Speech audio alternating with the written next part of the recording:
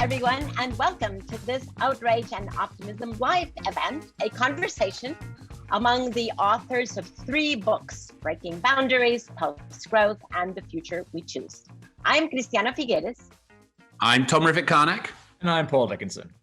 We are so excited to have you here today. We're very sorry that we can't be in the same room and do a live event, IRL, as the kids say, but this is as good as we can do today, and we're thrilled to have you with us for the next hour.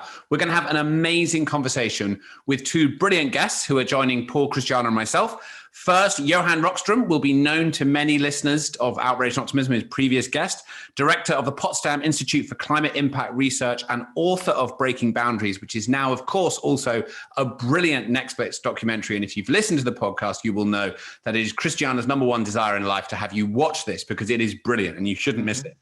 And secondly, Tim Jackson, director of the Center for the Understanding of Sustainable Prosperity at the University of Surrey, recently issued his latest book, Post-Growth.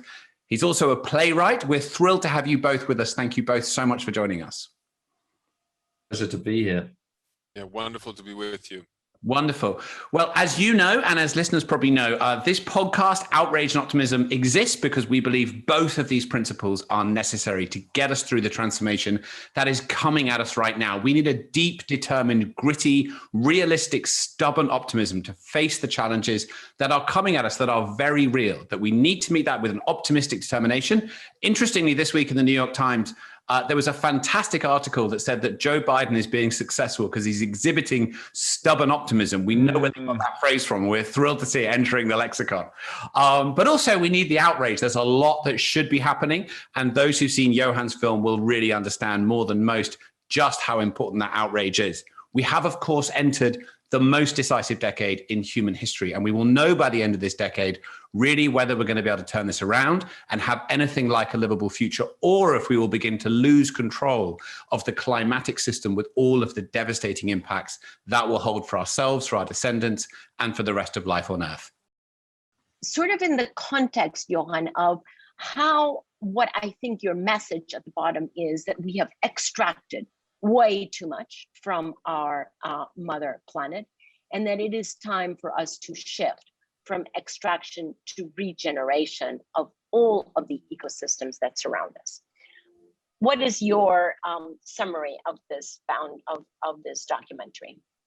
The way I start basically every lecture, and I've been doing so over the past 5 years, is with this slide. You've seen it so many times, welcoming humanity to the Anthropocene, that we have now become our own geological epoch. We're the main driver of change at the planetary scale. That's the entry point of Breaking Boundaries. But what really triggered that whole documentary and the book is that we are not really in the Anthropocene.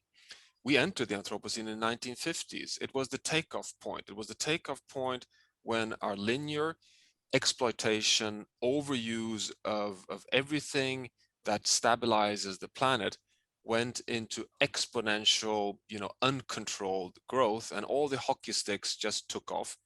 And now we're 70 years into the Anthropocene. We're no longer in the Anthropocene. We're deep, deep into the Anthropocene, and we're approaching tipping points. So we reached what we call in the Breaking Boundaries, the saturation point. And I have almost been in tears as you just during the production of the film, because we started off in 2019 trying to map the Anthropocene, all the tipping points, what is at stake, and what does it mean to define a safe operating space within planetary boundaries. And during that course, we learn that the Amazon has tipped over from sink to source, the world's richest biome. During the production, we learn that we've now, the numbers, 2/3 of average populations of wildlife had been lost since we entered the Anthropocene over just the last 70 years. And as you may have seen just 2 weeks ago, the latest finding shows that the Arctic is probably now irreversibly on a journey towards summer-free ice conditions. And that is, as we know, a tipping element that regulates the state of the whole planet.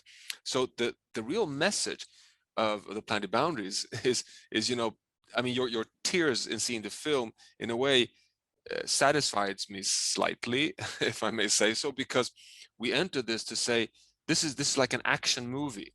It's a documentary with all the action items. You know how an action movie is. It starts with the threat. It's a big drama. And then at the last second, the hero steps on and transitions ourselves. And just by the little flicker of hope, we resurface and out we go towards the horizon where the sun sets and beauty engulfs us again. And that's breaking boundaries. And we're really trying to share this new story of how a sustainable transition at the last moment. We have entered, as Tom said, the decisive decade for humanity's future. Now we have our last moment of turnaround. We can do it, we must do it, and the outcome we have all the evidence today that it will give us a better outcome in terms of many of the items that my grand hero, Tim Jackson, has been documenting in the post-growth book, namely on equity, on justice, on sharing the wealth of natural capital at within a finite planet. So that's in a nutshell what we're trying to accomplish here. Give a scientific story of the transition. Johann's work and the work that he's led over decades has always been, for me, a sort of absolutely essential accompaniment to the way that I've been thinking about the economy. And as soon as you recognize any sense of limits at the planetary level, then you have to question, it seems to me, you just have to question the idea that we can have limitless economic growth, because that's an expansion of activities within a finite place. And they are ecological problems for sure, but they're also deeply human problems. They're social problems. They're problems of social inequality.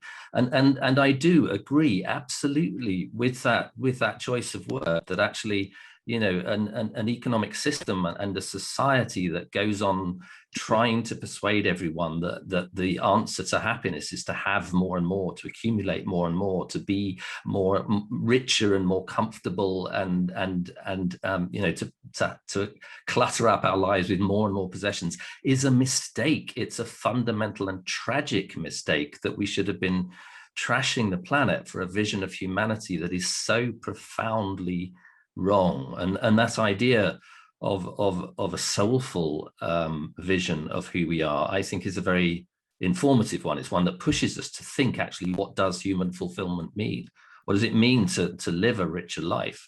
What does it mean to have good, strong relationships? What does prosperity mean on a finite planet? And that's the point, I think, at which the wisdom that there are limits to the planet begins to become our guide to what a better life for human beings is.